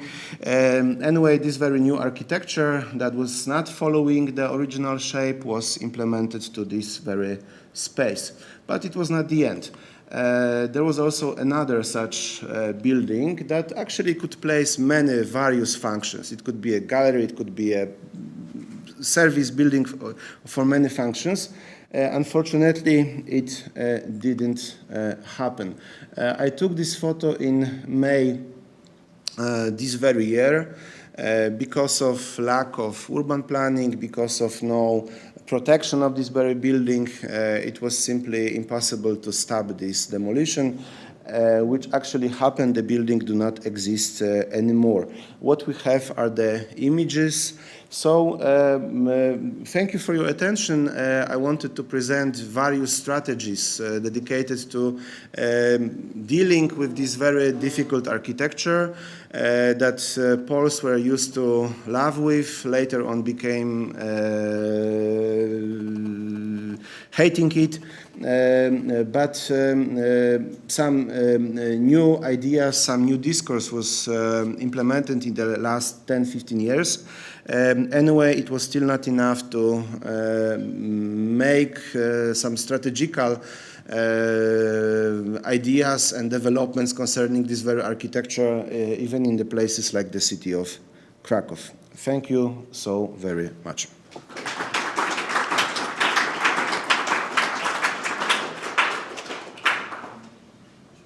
So you can just stay here. And everybody from this panel join the stage, please. So, wow, I don't know how you feel, but I'm really, again, overwhelmed by all these important and valuable topics that were touched during this session. And I guess you all have many questions. We touched things like education, the power of symbol, the power of educating people. We have touched the problem of regularization against rather futuristic mass theory buildings, and also economic, ecological things, and economic pressure, which forces demolition, the question who appreciates what, and different strategies of reuse and modernization. So, well, I think I just open the mic for everyone so that you can decide on which topic of all those we could probably start. Is there anyone? Okay. Yeah, please. I'll ask a question. I have two questions, and my first one is for Dr. Wisniewski. Good pronunciation, almost there. The question is in regard to actors in these processes, because you mentioned your final sentence was how the Poles hated them, liked them, laughed with them. I'm assuming quite a few cried with them. So my question is now in this neoliberal rebuilding and building and building and building era, who are the actors on one hand, and on the other, the users of these spaces, perhaps in regard to housing? What is the response to these events, let's call them? And my second question would be for Dr. Antonenko. I'm very curious because my work deals with post-war former Yugoslavia. So I'm very curious when you mentioned that you prefer people to survive instead of buildings to survive. And I'm very curious, and this is perhaps not necessarily a fair question, it's very broad. How do you see this in the post-war era? Because I'm noticing perhaps in the last 15 years, in particular in American academia, there is an overwhelming emphasis of, okay, we spoke about the people, but let's now talk about the buildings, let's preserve the buildings, without necessarily taking into account users of these buildings and people who might have different, let's say, opinions. Thank you both.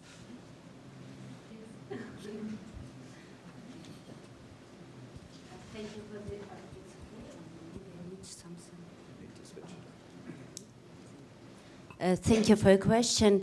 It's very important for us because now, if some realistic scenario will be that we have big development company which are very close to politicians. And now when people need some housing, there are some these people which have a big influence. They built architecture big to this dwelling without any participation.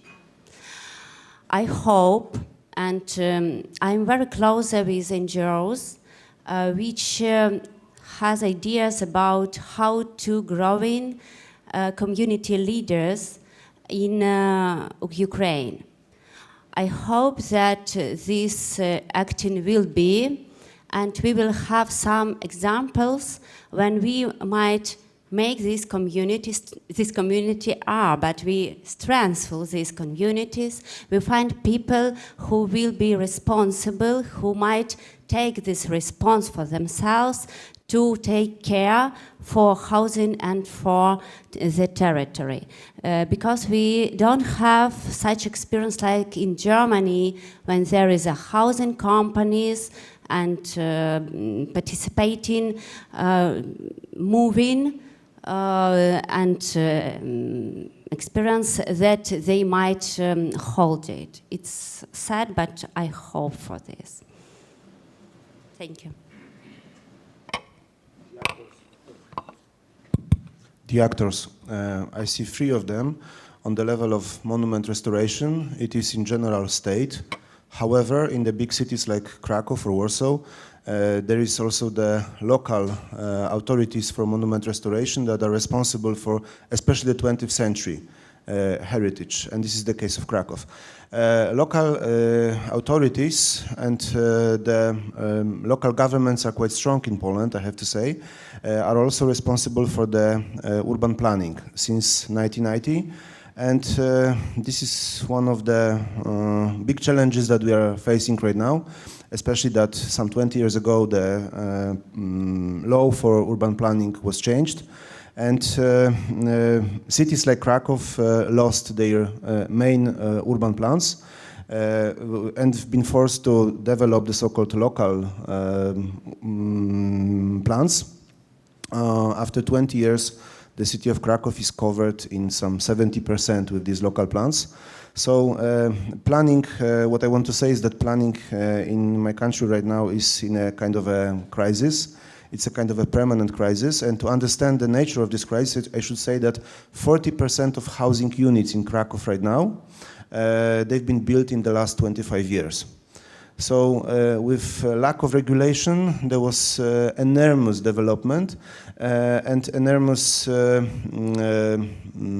attack on the spaces that were very easy to develop with new buildings.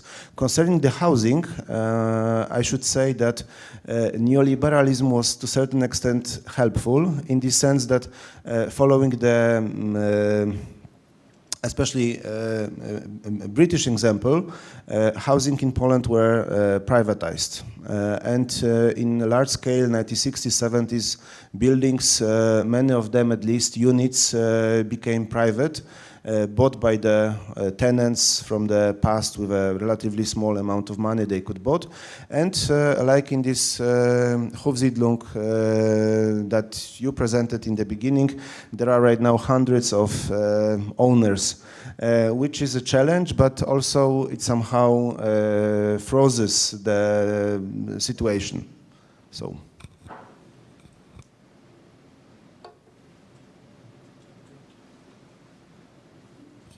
Oh, I would like just to add something to Michał's lecture, because like during this panel, the results for the competition for the Cracovia restoration or rebuilding were announced. So just the next chapter to the lecture, and yeah, we'll see if it will be rebuilt according to these plans. So.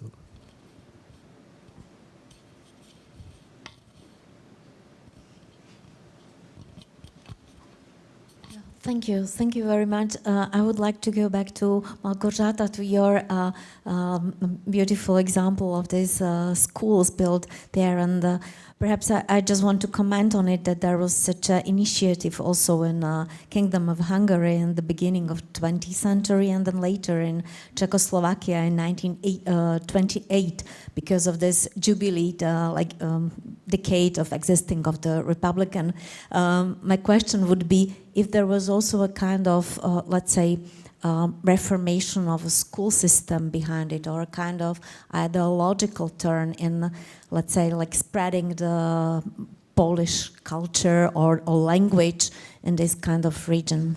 Thank you. And it follows the same question, because it's interesting, because in Lithuanian state they also built numbers of schools, especially on the border, also by spreading it's a national project, it's a very likely. But my follow-up question will be, in your abstract, you say that these valuable modernist buildings are unwanted heritage. So why do you make this decision that it's unwanted? Did you have the residents' opinion, or how do you come to this conclusion that it's unwanted? So first, maybe to the school system in Poland. Is it on? It's shifted on, so I just have to speak louder. Okay. Yes, there was. I try to concentrate on architecture, but yes, there was a big educational schooling project in Poland in this time. as in all other countries, it had something to do with the idea of the new democratic state in which every citizen should be able to read and write, which was not so obvious. The Polish state was had the challenge of uniting three different schooling systems from the three partitions, and whereas in Prussia it was pretty well implemented, and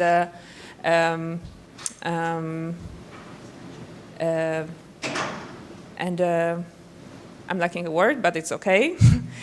And most of the children were going to school and had the chance for education. It was somewhat worse in Austria-Hungary Empire, but the Russian part of the partition, this area was definitely underdeveloped, and both Lithuania and Poland had to build really a lot of schools. So this project was only part of these were not all the schools that were built in this region in this time. There were some not Piłsudski schools built in Vilnius voivodeship at the same time, but there was also plenty of other schools in other regions. So yes, there was a huge reformation of education, and it was also changing within this time. I believe it. All children were supposed to have possibility of 7 years of education, but it was also changing, and the schools in the countryside areas were a little bit different and were not giving the same opportunities to the people as the schools in the cities. And to the abstract, I think I wanted to. No, I didn't get this feeling when being in Lithuania and seeing the schools, and also in the archives. Everyone was very supportive. I had a little bit of stress going to the villages and how I will be able to explain why I'm taking pictures of the schools. But no, so it's. I think I rewrote the abstract later, and it's still the older version. Unwanted in the sense that from what I know, Piłsudski is not beloved figure in Lithuania, and the institution carrying his name, I don't think it's the thing. What I experienced in the research is that. The communities, and when I try to look for more informal information about the schools, there is a lot of sympathy towards the buildings themselves. Many of them were painted green later, and they go by green schools. There is one. There is a few schools that are green now, so they called green schools, and yeah, that's it. Is this also a question of form? Because when I thought, when I compare the different strategies of really big projects, like to build 100 schools or to build a whole city, then of course you have to deal with the question of design. And as for the schools, it was a functional layout, in a way modern, but also with some traditional elements, which is the complete opposite what we saw in Warsaw and Singapore. But first, maybe, did you find something, was there some kind of master plan, or was this Ministry for Religious Beliefs, is this an anonymous design, or? Yeah, that's, I was trying to say it in the presentation. I don't know the name of the author, but I hope, I still haven't done it, but I hope to reconstruct the team or the possible authors. It's, I think part of the sympathy is the fact that the schools are not, they don't have very foreign form in themselves, but they also, I think they were pretty good schools where children could learn. I like this mix with this Doric column, like bringing something from ancient Greece to the countryside as a symbol of education. This, I think, is nice. But I guess people like these schools because in the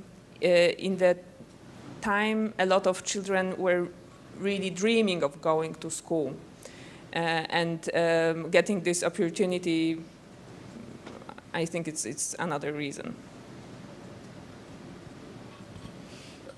I just have one comment. It's maybe to this unwanted heritage, because you mentioned that the schools are not protected in as a heritage in any way, and you said it was a national project. I would say it was more nationalistic project, in a way colonial project of bringing Polish language and colonizing this area, which was in the 20s basically. When the Republic was forming, the Piłsudski just in the very last moment went there with the army and kind of cut off Vilnius and took it for Poland. So I see this project as a really interesting question in the context of shared heritage in Europe, how we can deal with this, because I can understand it's not protected from the Lithuanian because it's also a symbol of kind of oppression of the time. Like I could suppose. That's just my provocation. On the other hand, it's kind of important part of the Polish history from that time. So I think it could be a nice bridge between the countries of talking about the problematic history from the 20th century. But it's just.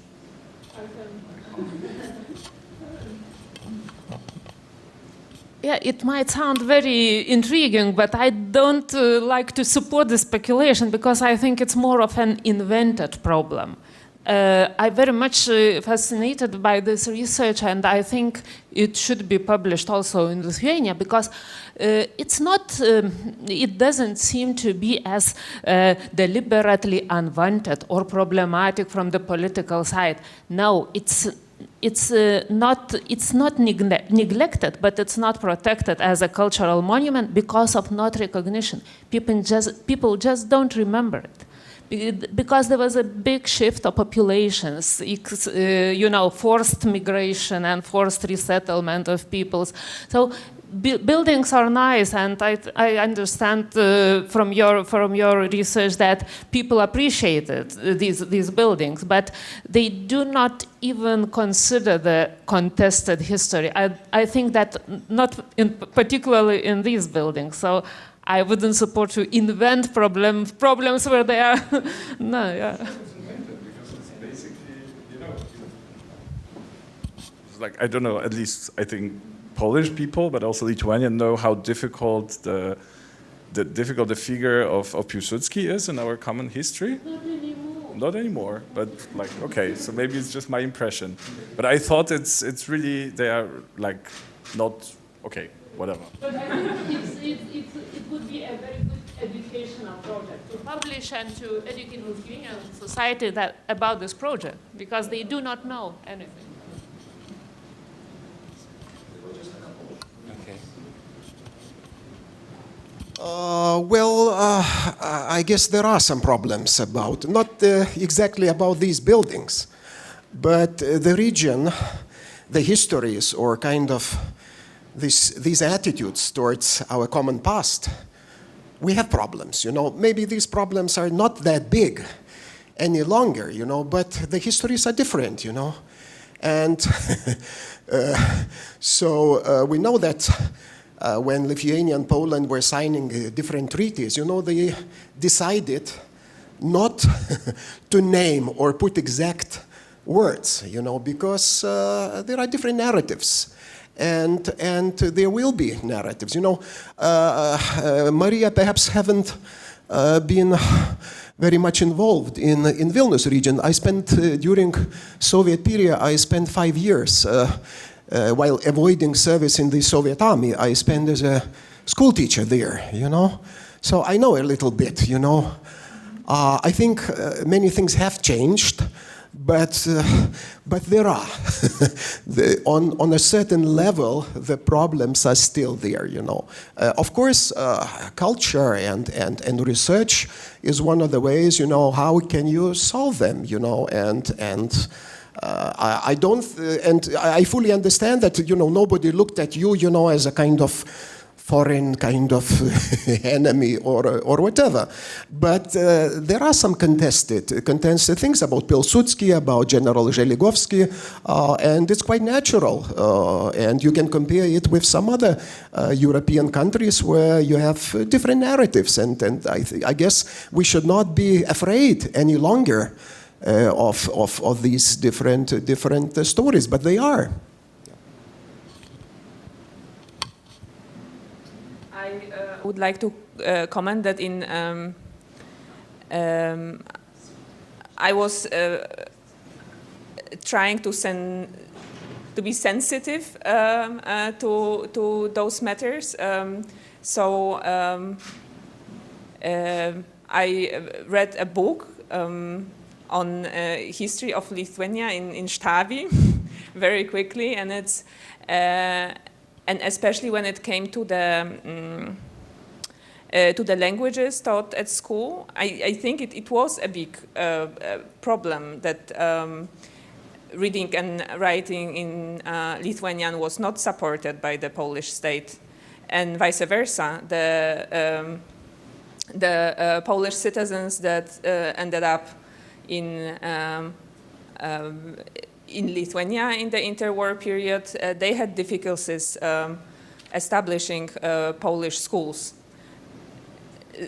So there was this difficulty, but I'm not a historian, I'm an architect, and moreover mostly an architect in an architectural office, so I think it's very important, and I really like this topic because it makes me more sensitive to those relations, and reading the stories not as opposed to each other, but rather parallel to each other.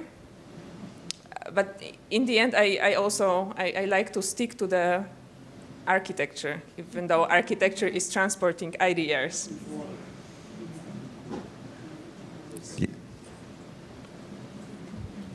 All right. Well, another question for you, Mr. Małgorzata.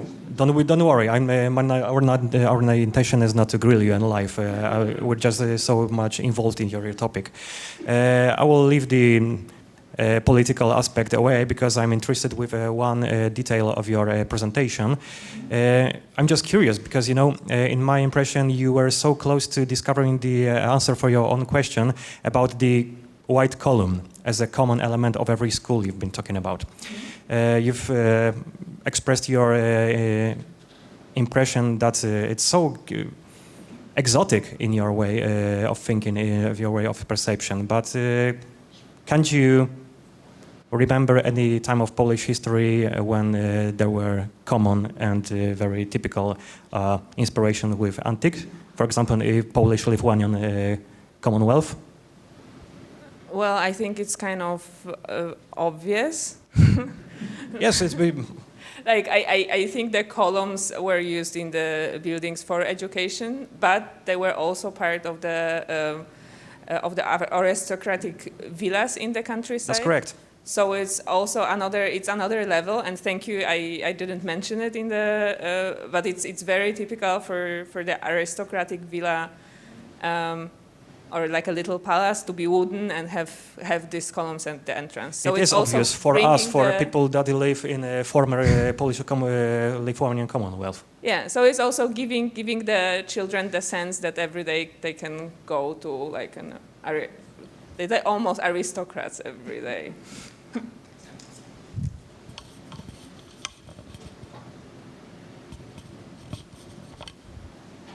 I have a question to Katarina Didenko because of Kharkiv. We learned today and the day before there are 6 criteria for World Heritage Sites. There are wonderful narratives. Kaunas is one of them, and others. And Brasilia found one of them. Tel Aviv found a narrative. Everywhere we have the narrative, but we do not yet have on the World Heritage list a World Heritage Site of the Soviet times in Eastern Europe. Kaunas is earlier, and so my question is, no, my question is, What about Kharkiv? Is there any idea to think that this is a model town of not only of Soviet, but of modernization, as you showed with the typologies of the building, with the typologies of the quarters, with the Svoboda Square, with the Gazprom or Gazprom building? All this is related there, it's there. And is there any initiative to think about to nominate it maybe later, but to be prepared that this is, from my point of view, it is a common heritage of the world. And it should be protected and it should be published and communicated that it is of importance. If you have a look on the tentative list of Ukraine for the World Heritage nominations, there is the Gazprom building is nominated, but the last site which was listed was Odessa. So the 20th century is like a blind field on the World Heritage list, and I fear also in the local or under the locals who are responsible for deciding this. Is there any chance?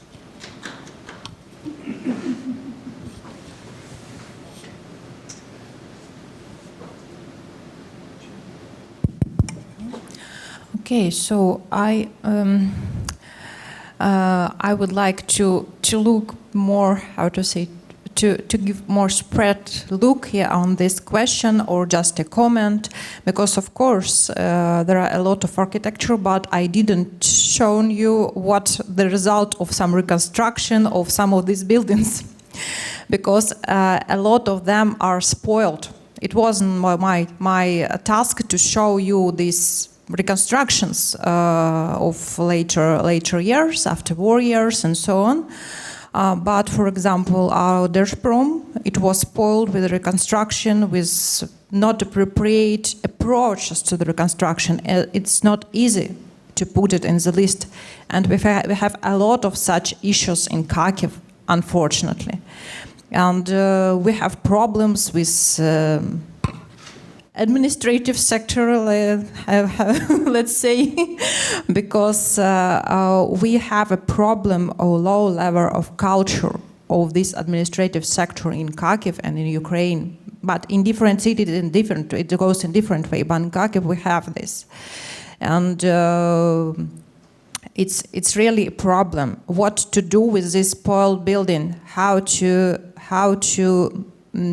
shift it? This situation, how to move this situation, how to, we can just document, yes, to describe how this building looked like in 20s, 30s, and maybe before these reconstructions.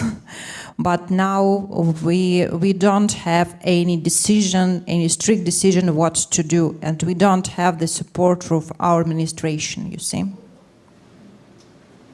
Yeah, that's a very big topic, of course, how to deal with all those war damages. Could it be a similar situation like in Skopje, that the international community helps to rebuild things, or discussing whether there's a Ukrainian identity behind these buildings? Could be. I think as you showed a lot of these social projects, and we know, since we also had this exhibition series about modernism in Ukraine, that the situation is very poor. So from a World Heritage perspective, probably the original substance would be a crucial factor. But on the other side, I think this would be really a perfect place where international solidarity could help to rebuild this really incredible structure. Because I personally was impressed by two cities, which one is Kharkiv and the other is Kaunas, when I went there, because there was so much incredible housing structures. Yeah, sure. I want to add, maybe you have a question why Gazprom was like only one monument. There was one history from near past, when in the center of Svoboda Square our authority wanted to put very strange neoclassical column. And there was a big scandal, and I took part in the command of NGO Miski Reformy by Alexandra Naryzhna, when we go to court, and there was a process that strict this column in the center. It was for 2 years. So it was one of the way to help this whole complex not to be destroyed. But the discussion that it's more right way to put not only buildings, not only square, Swobody Square, but the whole complexes, Zaderspromia, as we call them, and then there was several streets near the Deshpromia which need to be included. And we have some initiatives in Kyiv, and former Kyiv State National University of Civil Engineering and Architecture, which now it's a part of University of, how it's your name, economy, something, yeah? But they prepared the new plan, historical plan, and input there some rethink about the physical state of the buildings, and put there these buildings of 20s, 30s too. But of course, now it's very dangerous in Kyiv, and we don't know what will be after the war, what will be destroying, what will be physically not destroyed, but rocket attacks, but because people don't live in these buildings, and they destroyed for this, no care for them. Yeah, but it's the really important idea for whole heritage to have this example, this site in UNESCO list. Thank you. If I may, yeah. So we should understand that this is very complicated process, and it is important who are the actors of this process. So this is the local authority, the state authority, and local community, and professional community.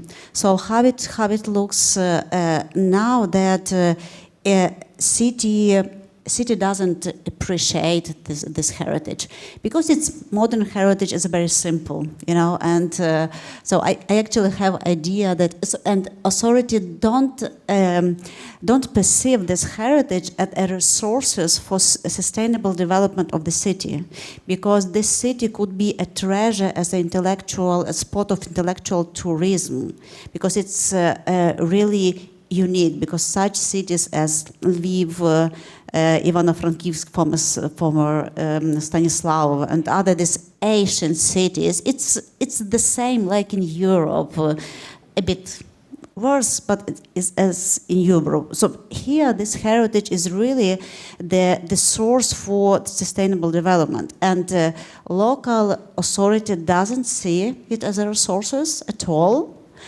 Local community also, because it just simple forms. It's not for people. It's not very beautiful. And if you go to Kharkiv, and even before the war, you will see that all these beautiful balconies are put with closed with kind of windows. I don't know even how to. And it's ruined this heritage. So it's not, unfortunately, it's not so beautiful as it is in these pictures. So it should be first the inner process of learning and teaching and preparing the local community of Kharkiv to have this feeling and understanding that it's a treasure, and also this is the resources for the city. And for the state level, the same. To be on the list, in UNESCO list, it's very political issue. So, and the state authority and also the UNESCO authority, I would say, should work together. So it's a lot of things overlapped, and we have a lot to do ahead with this.